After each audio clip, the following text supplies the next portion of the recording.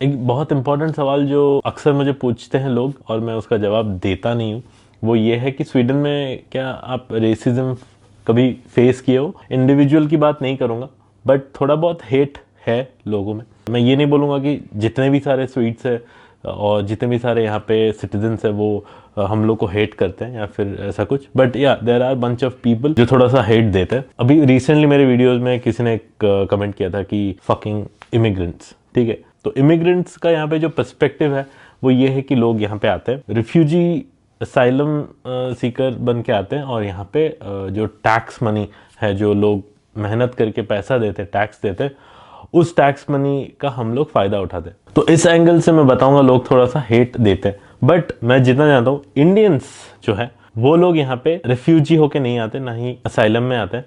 वो लोग सारे स्किल्ड वर्कर्स होते हैं। अगर स्किल्ड वर्कर्स नहीं भी है जो पढ़ाई करते हैं, वो लोग यहाँ पे आते हैं या फिर किसी भी तरह का बिजनेस करने के लिए आते हैं। मैं अगर हमारी बात करूँ इंडियंस की, तो हम लोग यहाँ पे काम करते हैं, यहाँ पे हमारी फैमिली होती है, हम लोग घूमते फिरते हैं, जो भी करते हैं हम लोग टैक्स पे करते हैं, कोई क्राइम नहीं करते। मतलब मुझे जितना पता है कि Indians are not involve in any such gang war हो गया या फिर कोई चोरी डकैती, ये सब में बिल्कुल भी नहीं होते। मैं अगर यहाँ पे एक डेटा दूँ, scb.sc करके एक वेबसाइट है जो स्टेटिस्टिक्स प्रोवाइड करते हैं, आप देख सकते हो जाके। 2022 में स्वीडन में जो मीडियन इनकम है, टोटल अर्नड इनकम, उसमें इंडियन एक्सपैट्स जो है वो नंबर 1 पे है। तो इसका मतलब समझ रहे हो कि हम लोग बहुत ज़्यादा इस इकोनॉमी को बढ़ा रहे हैं, लाइक टैक्स हम लोग बहुत पे कर रहे हैं।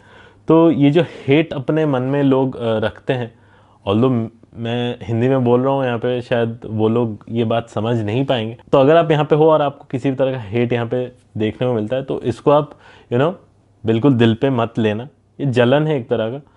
एक बात देखो, तुम एक दूसरे कंट्री से आते हो, ठीक है, यहाँ पे आते हो और काम करते हो, जॉब करते हो किसी भी तरह का, और पैसे कमाते हो और बहुत ज़्यादा पैसे कमाते हो, मतलब जो एवरेज इनकम होता है उससे ज़्यादा कमाते हो, तो ये प्राउड फील करने वाली बात है। तो ये बहुत ज़्यादा अंडरस्टैंडेबल है कि अगर यहाँ पे एक बंदा है, यहाँ का सिटीजन, यहाँ पे पैदा हुआ है, वो स्वीड हो या फिर कोई और हो, क्योंकि यहाँ पे सिटीजन ऐसा नहीं कि जो है वो लाइक उनके जनरेशन, जो पिछले के जनरेशन सब स्वीडन में ही थे, ऐसा नहीं है। बाहर के देशों से भी लोग आते हैं और वो सिटीजन बनते हैं। तो देखो, तुम सिटीजन नहीं होके बाहर से आके जॉब करके पैसा कमाते हो और वो यहाँ पे नहीं कमा पाते, तो ऑब्वियसली एक फ्रस्ट्रेशन होगा। मतलब मैं अगर खुद यहाँ पे होता और मेरे साथ ऐसा होता तो मैं आई डोंट नो मैं कैसा फील करता। बट हाँ, लोग ऑब्वियसली थोड़ा सा जेलस होते हैं, इनसिक्योर होते हैं। तो हमेशा इमिग्रेशन या फिर जो इमिग्रेंट्स यहाँ पे आते हैं उसको एक नेगेटिव तरीके से ही देखा जाता है। न्यूज़ में भी यहाँ पे जो SBT करके है, वो जो हमारे टैक्स से ही जो मतलब बिजनेस यहाँ पे करते हैं, वो लोग भी इमिग्रेशन के बारे में कुछ सही से नहीं बताते। और क्या क्या पॉजिटिव साइड है इमिग्रेशन के, मतलब जब यहाँ पे इमिग्रेंट्स आते हैं उसके क्या पॉजिटिव साइड है, वो कभी नहीं बताते। तो मेरे हिसाब से ये चीज़ न्यूज़ चैनल वालों को भी करनी चाहिए, ताकि ज़्यादा से ज़्यादा स्किल्ड वर्कर्स यहाँ पे आ सके और इकोनॉमी को बढ़ा सके।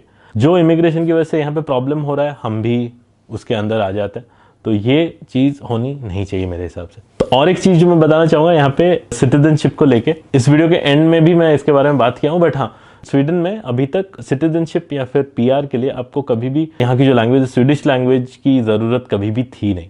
जैसे नॉर्वे हो गया, नेदरलैंड्स हो गया, फिनलैंड, यहाँ पे डेनमार्क हो गया, यहाँ पे लैंग्वेज एक इंपॉर्टेंट चीज़ है। अगर आपको लैंग्वेज नहीं आता है तो आपको PR भी नहीं मिलता, सिटीजनशिप तो भूल जाओ। तो यहाँ पे ये चीज़ें अभी फिर से शायद आने वाली है, आई थिंक 2025 में। क्या ये डिसीजन सही है?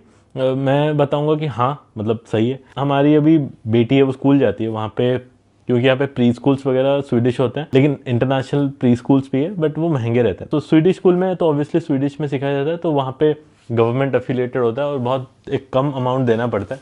अमाउंट की बात है ही नहीं, मतलब अगर यहाँ पे हो और यहाँ के लोग जो लैंग्वेज बोलते हैं वो सीखना बहुत ज़रूरी है। बट उनका कहना ये है कि अगर आप लैंग्वेज नहीं सीखोगे तो आप यहाँ के लोगों के साथ इंटीग्रेट नहीं कर सकते। तो मेरे हिसाब से ये तो गलत है।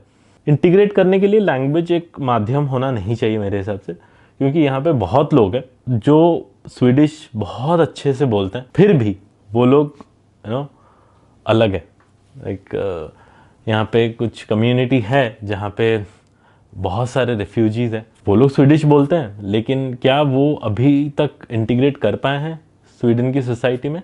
नहीं, ठीक है, बिल्कुल भी नहीं। लैंग्वेज ऐड करना as a requirement for getting citizenship is okay. अगर आपने पढ़ाई करके लैंग्वेज सीख भी लिया, उसके बाद सिटीजनशिप भी ले ली, इसकी कोई गारंटी नहीं है कि आप स्वीडन में सोसाइटी में आप इंटीग्रेट कर पाओगे।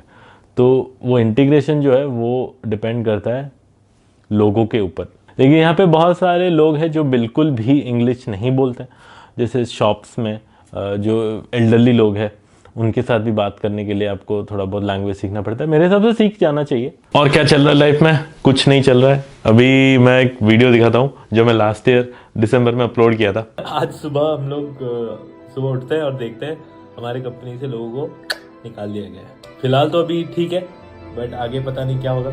उसमें मैं बता दें कि मेरे कंपनी से 40 लोगों को निकाला है और अभी दिसंबर है। लास्ट वीक हमको फिर से पता चला है कि 40 लोग और जा रहे हैं। मतलब लकीली मैं इसमें भी नहीं हूँ और लास्ट टाइम भी नहीं था, बट ये एक चीज़ है जो दिमाग में रहता है कि यार ये सब चल रहा है। तो इसलिए मैं लास्ट वीक बहुत ज़्यादा अपसेट था, तो इसलिए वीडियो नहीं अपलोड कर पाया और अपने आप को काफ़ी चीज़ों में बिजी रखा। जैसे मैंने ये हमारे जो कर्टन्स है वो ऊपर वाले सीलिंग में मैंने वो सेटअप किया। और ये कैसा लग रहा है? ये मुझे बहुत दिनों से करना था। दिखाता हूँ पूरा फुल कैसा लग रहा है। ये वाला पैनलिंग मुझे बहुत दिन से करना था और मैंने खुद करा है। अगर आप करना चाहते हो तो खुद कर सकते हो, बट किसी बाहर वाले से करा हुआ तो महंगा पड़ेगा। और बहुत आसान है। बाउहाउस करके एक यहाँ पे शॉप है, वहाँ मिल रहा है। एक्चुअली ब्लैक फ्राइडे में सेल चल रहा था 599 में पर पैनल। यूजुअली 899 रहता है। ठीक है, चलो और कुछ नहीं है। हम लोग एक्चुअली समर में गौतमबर्ग भी गए थे गाड़ी से, जिसका वीडियो मैंने बनाया था, फिर उसको अपलोड नहीं कर पाया। चलो आज इसमें डाल दूंगा। आज मैं ज़िंदगी का सबसे एक लंबा रास्ता ड्राइव करने वाला हूँ। तो गौतमबर्ग जा रहे हैं हम लोग 487 किलोमीटर्स। तो मैंने कभी ज़िंदगी में तो गाड़ी चलाई नहीं थी और यहाँ पे जो चलाई है वो 150 चलाई है। तो let's see how it goes और आपको भी साथ लेके चलते हैं। 110 किलोमीटर कंप्लीट कर लिया है और नेहल को मैंने बोला कि यार चश्मा लेके आता हूँ, इतनी धूप हो रही है, बहुत प्रॉब्लम हो रहा है। तो बीच में रुके हैं, एक स्टेडियम करके एक यहाँ पे स्टोर है, तो वहाँ से एक सनग्लास लेंगे और फिर निकलेंगे। चलो, मतलब अपनी स्टेडियम में नहीं है, खत्म हो गया उन लोगों का। हम लोग को और कहीं देखना पड़ेगा। भगवान ने मेरी सुन ली। हमको चश्मा तो नहीं मिला और चश्मे के दुकान भी नहीं मिले, तो अभी पूरा क्लाउडी हो गया है, तो फिर कोई दिक्कत नहीं है। भाई आप लोग देख रहे हो क्या सिचुएशन है अभी। लिटरली मुझे क्या हो रहा है सामने कुछ पता नहीं चल रहा है। अचानक से विजिबिलिटी इतनी खराब हो गई है। एक गाड़ी मुझे दिख रही है सामने, क्या सोचा था और क्या हो गया। अबे यहाँ पे एक एग्जिट, तो अभी बहुत ज़्यादा संभल के चलानी है। ना ही पीछे कुछ दिख रहा है ना ही सामने, तो देखते हैं। आप लोग कुछ दिख रहा है? नेहा तेरे को दिख रहा है? गाड़ी में प्रॉब्लम है क्या? अभी अगर मेरी गाड़ी में आप लोग देख रहे होगे तो स्पीड है 91, लेकिन नेहल और मतलब मेरे को भी लग रहा है कि बहुत स्लो हम लोग जा रहे हैं। तो आप लोगों ने एक टर्म पढ़ा होगा अगर थियरी प्रिपरेशन के टाइम की, स्पीड ब्लाइंडनेस, क्योंकि हमने काफ़ी टाइम से 120-30 के आसपास चला के हम लोग आ रहे हैं। तो अभी मतलब वो रियलाइजेशन नहीं हो रहा है कि गाड़ी स्लो है, लेकिन स्पीड 100, अभी 100, लिटरली 100। तो ये चीज़ का ख्याल रखें। तो फाइनली मौसम वापस से ठीक हो गया है, मतलब कंपैरेटिवली। आई होप कि आगे अच्छा हो। मेरा तो ये भाई फर्स्ट टाइम एक्सपीरियंस है, तो I am handling it quite nicely I think. Nehal के साथ हाँ, बट अब वो जो तुम बोल रहे थे स्पीड ब्लाइंडनेस अब नहीं लग रही, अब लग रहा है कि तेज चल रही है गाड़ी। ये सब हुआ है निदान भाई के जब फाइनली मुझे पानी दिख गया। मेरे को चाहिए था कि नहीं दिख रहा है अभी। बहुत सुंदर, और सामने घर वगैरह है, शायद कोई एक सिटी है आगे।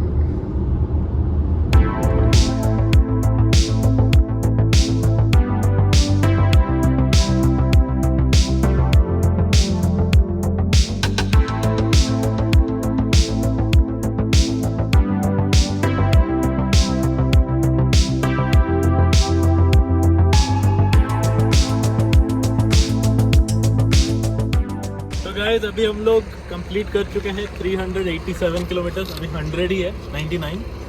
तो अभी कुछ खाने के लिए रुके हैं यहाँ पे मैकडी पे। चलो हम लोग एक्चुअली सैंडविच लेके आए, बट मैकडी में हम लोग कुछ पीने का खरीदे। चलो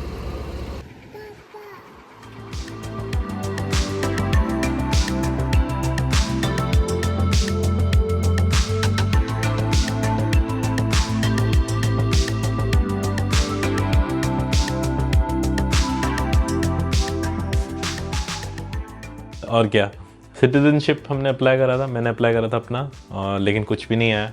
जैसे मैंने आप सबको बताया है या नहीं पता नहीं, लेकिन मैंने ये चीज़ नोटिस किया, अगर आप बैचलर हो और अपना अकेले का अप्लाई कर रहे हो तो उसमें बहुत जल्दी आपको आ जा रहा है रिस्पॉन्स।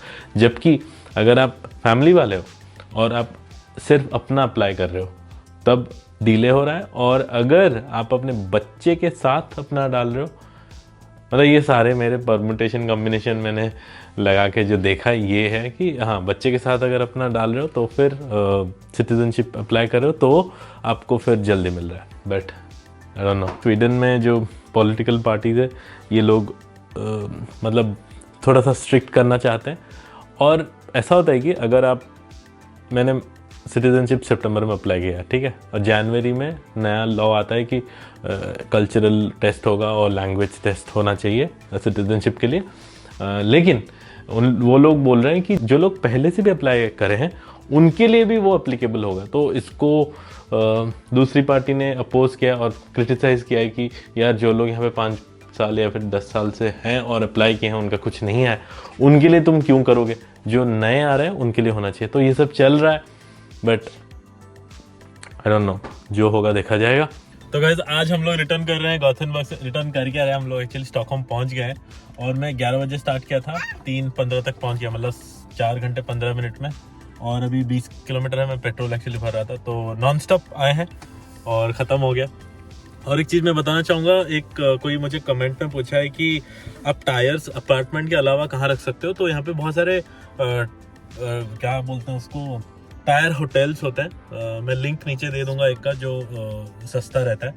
बट मैंने जिससे कार लिया था, लाइक बिलिया जो कंपनी है, उनका फिर ऑफर रहता है कि आप वहाँ पे समर और विंटर टायर चेंज करो और वहाँ पे स्टोर करो, तो उसका कुछ 1700 क्रोना उन लोगों ने लिया है। बट क्योंकि मैं नई गाड़ी लिया हूँ, पहली बार जो चेंज होता है वो फ्री है।